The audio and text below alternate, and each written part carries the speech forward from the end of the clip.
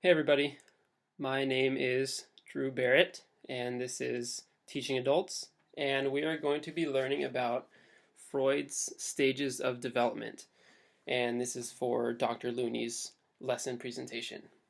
Okay, oh, and this is chapter 3, by the way, and I recently learned that I can use a pen, so I plan on using a pen throughout the presentation, because I think it's pretty cool. Let me finish this up.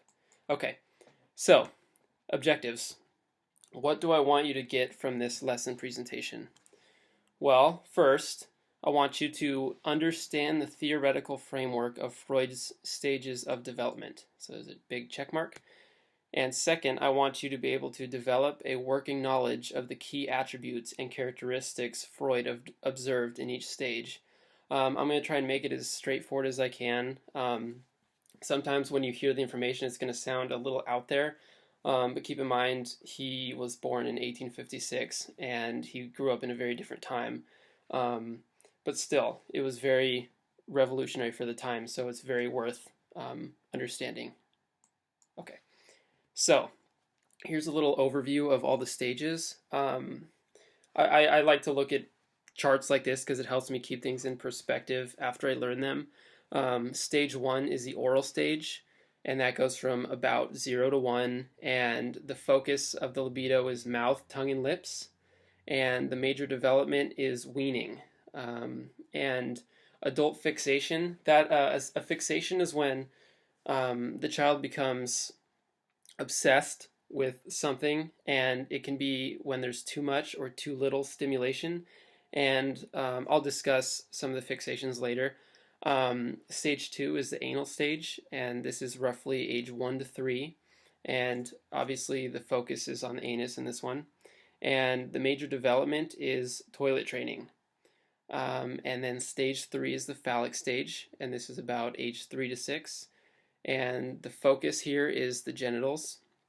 And the major development that takes place during this is resolving the Oedipus-Electra complex, and I'll talk a little bit more about that as well.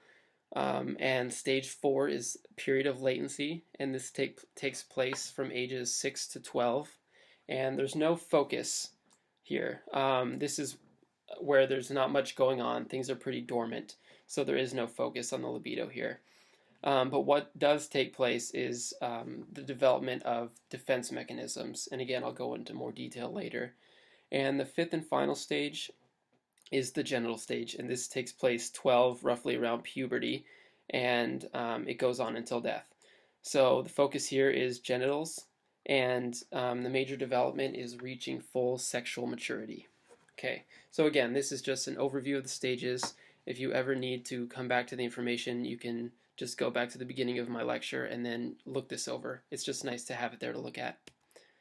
Okay, so let's talk about stage 1, the oral stage. Again, this is roughly 0 to 12 months, and the erogenous zone is the mouth. Okay, and that's just sexually sensitive area. That's what erogenous means. So the mouth rules in this stage, obviously from the title oral stage, but the mouth is what's most important during this stage. Oral experiences introduce the baby to pleasure and pain through ingestion. So the baby's main objective here is to get pleasure from sucking, chewing, eating, biting, anything that the mouth can make happen. Okay, so if you've been around a baby, you know that everything they do, they take things and they put it in their mouths. So this is where they get their sexual gratification from.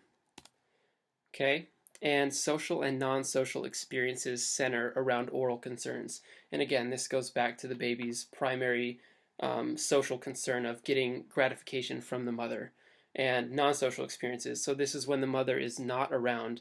The baby might suck their thumb or just put something in their mouth just to get that experience.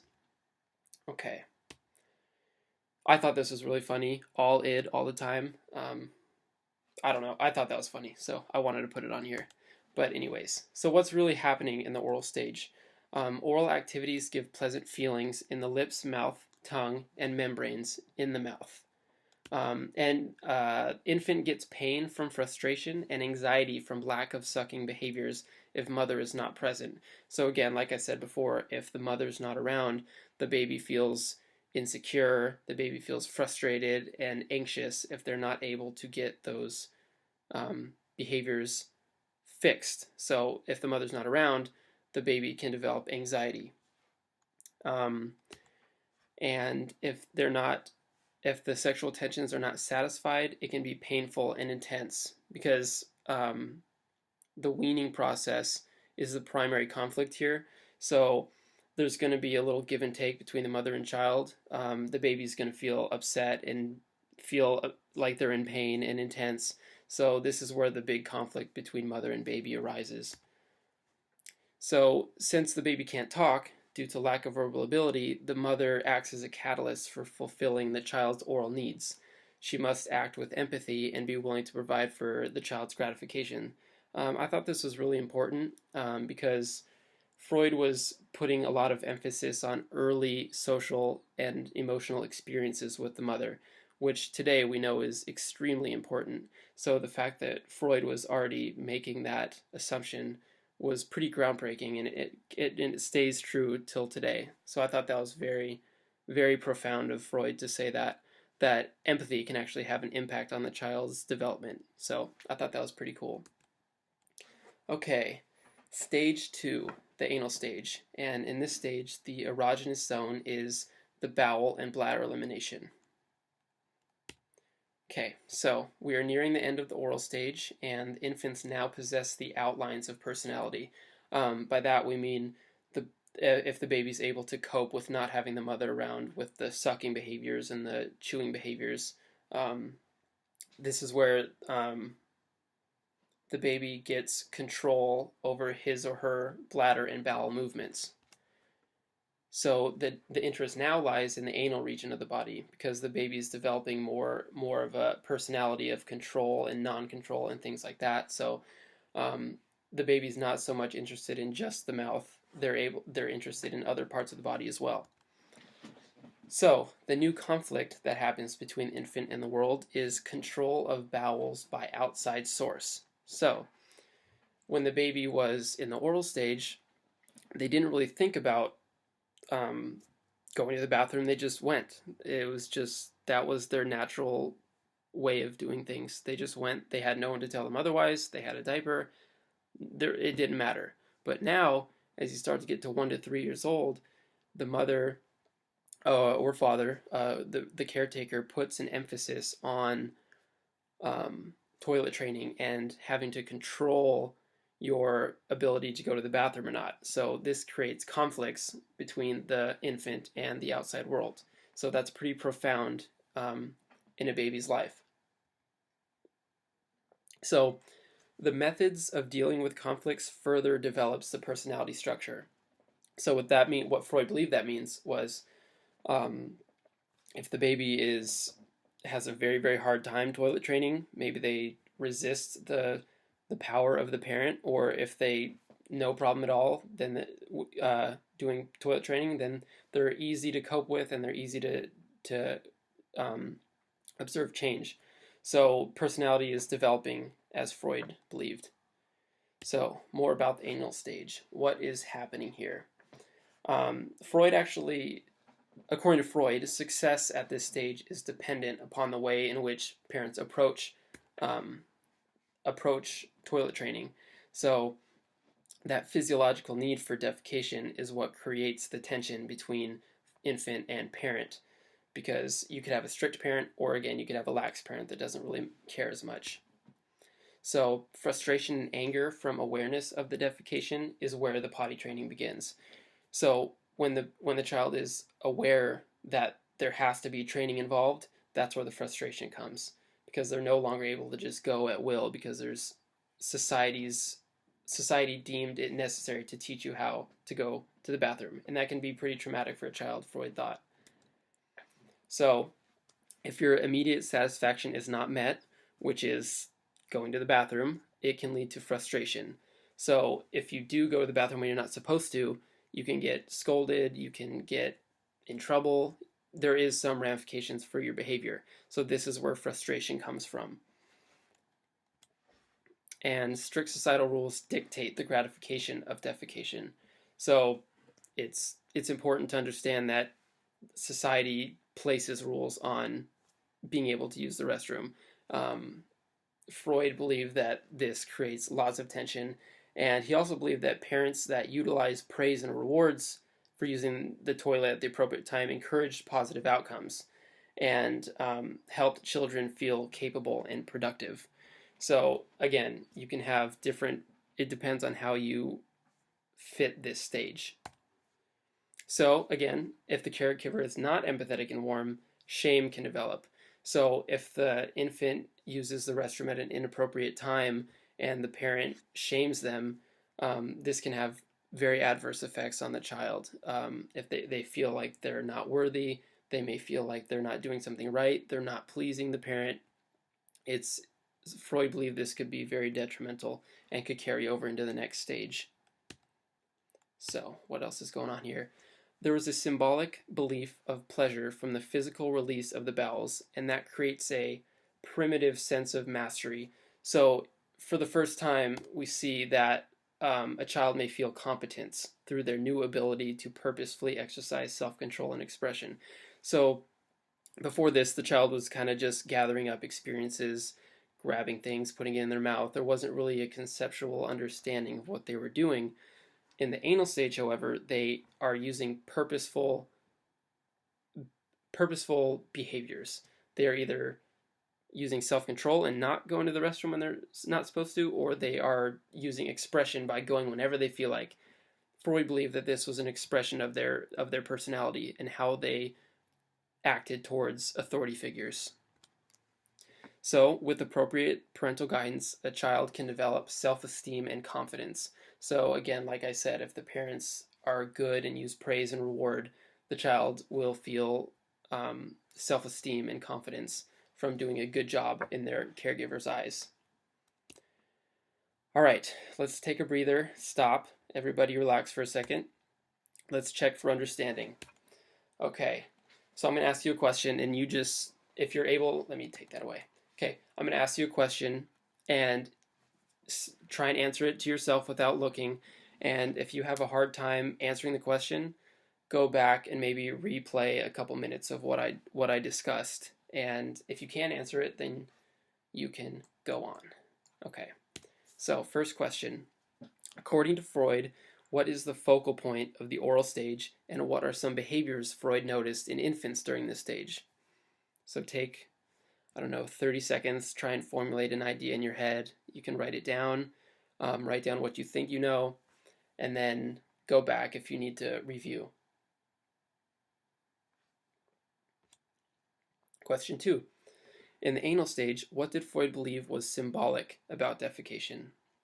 Again, think about this for about 30 seconds. You can pause here if you want to.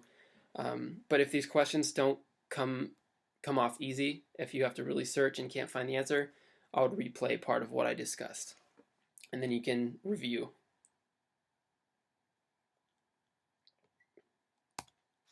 Okay. The phallic stage. This is stage number 3, and this occurs roughly 3 to 5 years of age. So this is a pretty important stage according to Freud. And the erogenous zone here is the genitalia. So, solutions to oral and anal stage set the tone for solving adjustment problems in the phallic stage. The key concept here is the possession of phallus in boys and absence in girls. And Freud believed that this was a major concern for children. He believed that they were very aware of genitalia during this time, and having or not having a phallus was very crucial in their development. So here genital stimulation brings tensions, and if these tensions are relieved, the child gets pleasure.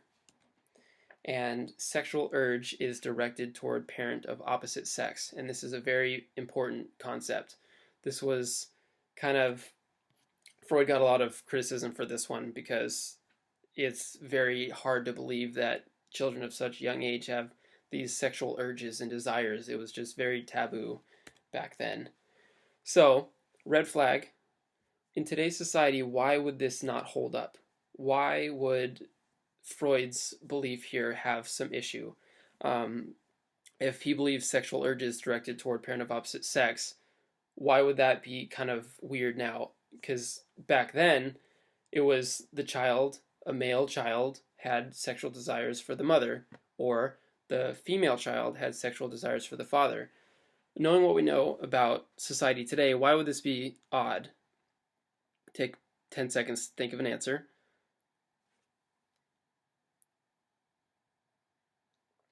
I would say that in today's society, we have a very, very mixed um, group of parents. We have a mother, no father. We have a father, no mother. We have two mothers. We have two fathers. We have siblings acting as parents. There's so many different dimensions to this that I don't think Freud's um, theory here would hold up, because if if it never happened, how could they have that development? So this was a big red flag, and I think this is why a lot of his work in this realm got criticized. So let's go on with the phallic stage. Um, boy fears castration from father due to sexual desires for mother, and this is known as the Oedipus complex. And it describes the feelings of wanting to possess mother and the desire to replace the father. And he feared that wanting his mother would create hostility in the father and lead to castration anxiety. And as a defense mechanism, the boy would repress that desire for mother and hostility toward father. So, because of that castration fear, he would repress that and learn to um, identify and create an emotional bond with his father. So, again, the boy feared castration from father, and as a defense mechanism, he would repress that desire and hostility towards his father. And the most important outcome, identify and create an emotional bond with his father.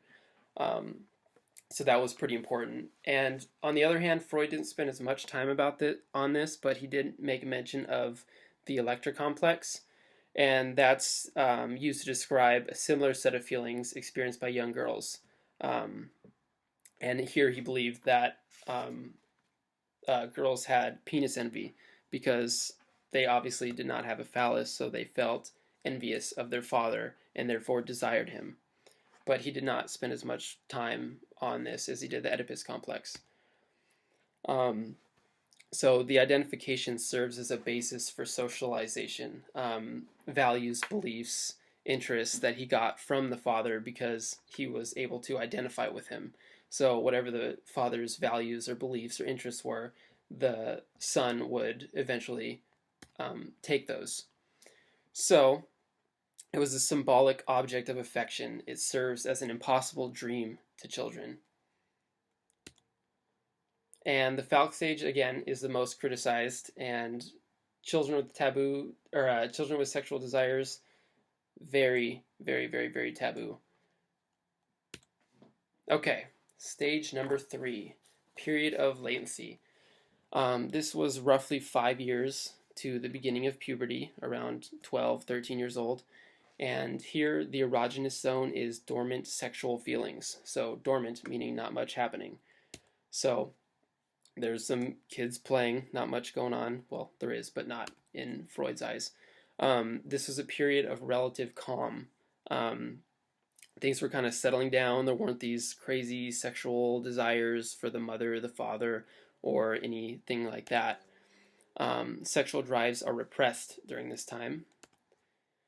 Socialization is the primary focus, and if you've ever seen kids around this age playing, you'll notice that most of the activities are with children of the same sex.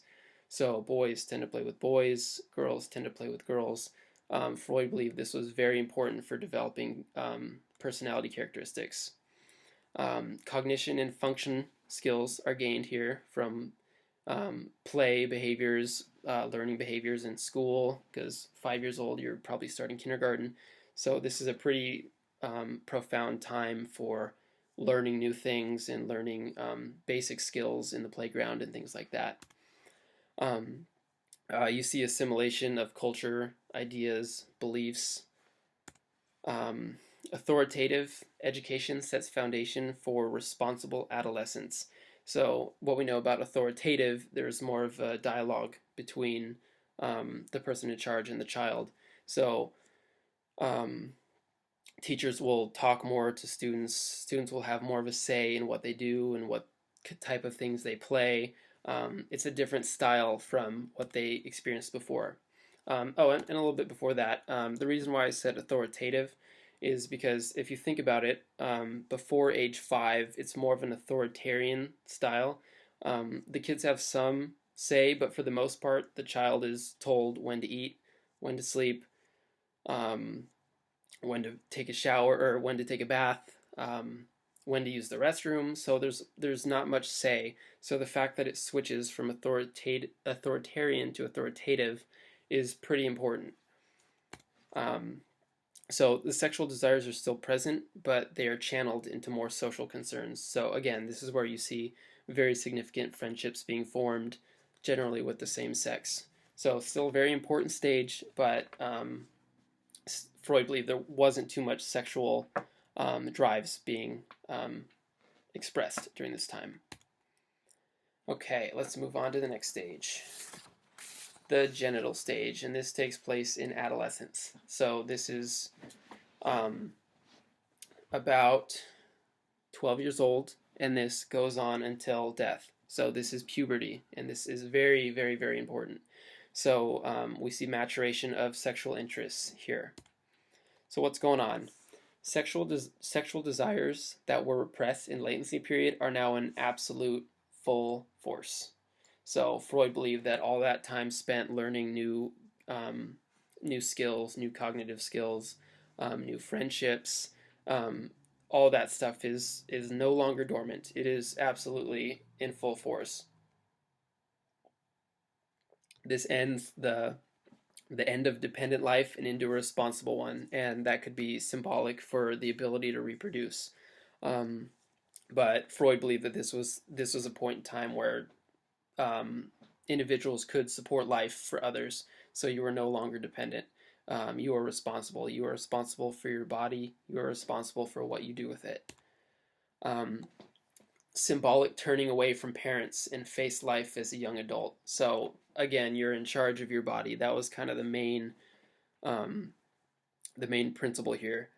Um, the individual develops a strong sexual interest of the opposite sex. So you could see girlfriends, boyfriends, significant others, where you're no longer dependent on your parents for those feelings anymore. It's you are in control, and human sexuality can be channeled into a career, a loved one, or other expressions of love. So again, this is where Freud believed people were on their own. They no longer needed their parents or their caregivers to meet those sexual desires that they had in the anal stage or the oral stage. Um, Things have changed. And there's a careful balance between love and work. And Freud believed this was a very important achievement um, to be fully developed and to have good mental health and good physical health. So, after all 5 of those stages, I know it was kind of a lot of information, but let's try our best to check for understanding. Okay, so again, hold on, let me go over this. So I'm going to ask you again a series of questions, and these are all questions that you can answer after the stop sign. So this is a new series of understanding. So let's see. What did Freud mean by the Oedipus complex? Take about 10 seconds, think about this. If you can't come up with a good answer, go back, review, and replay it one more time.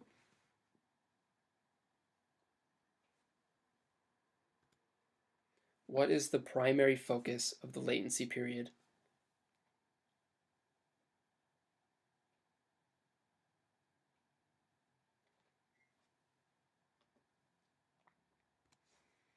What is significant about the genital stage?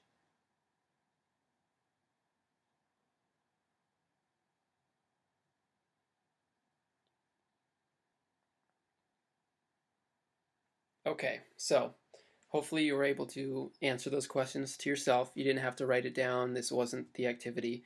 I just wanted to kind of give you a chance to gauge what you know based on what I've explained already. So again, use these questions as kind of a check mark. If you know it, check it, move on. If you know it, check it, move on. Just like that. If you don't know it, go back and try and re-watch it again, and then hopefully you'll be able to understand. Okay, so let's do a full review of Freud's stages of development. The oral stage. The mouth is the primary focus. Mother is most communicative with infant, and gratification of desires can lead to pleasure or frustration. Anal stage. Defecation and bladder elimination is primary focus. Attitudes toward people develop. Self-control development occurs depending on societal attitudes on elimination. Phallic stage. Genitalia is primary focus. Boy has sexual desire towards mother. Fear of castration leads to Oedipus complex. Period of latency. Sexual desires are dormant. Focus is primarily on socialization in school, assimilation of cultural beliefs, ideas, and friendships. Okay, and genital stage. Sexual maturation occurs, marks independence from parents. Balance between love and work is very important during this time.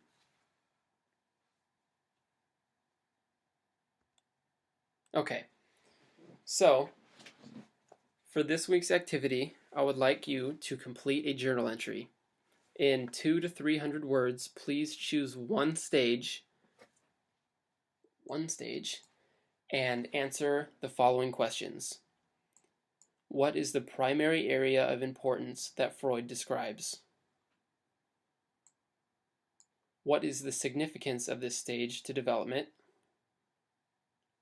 And do you feel this stage has validity in today's society? Why or why not? Okay, so that's your activity for this week. And here are my references. And I hope that I didn't talk too fast. I hope you got all the information. And my recommendation would really use those check for understanding questions. That way you don't get too deep in the stages that you don't understand. Use those, answer the questions, and I wouldn't move on until you're comfortable explaining those questions to someone else. Okay? Thank you very much, and I hope everyone has a good week. Thank you.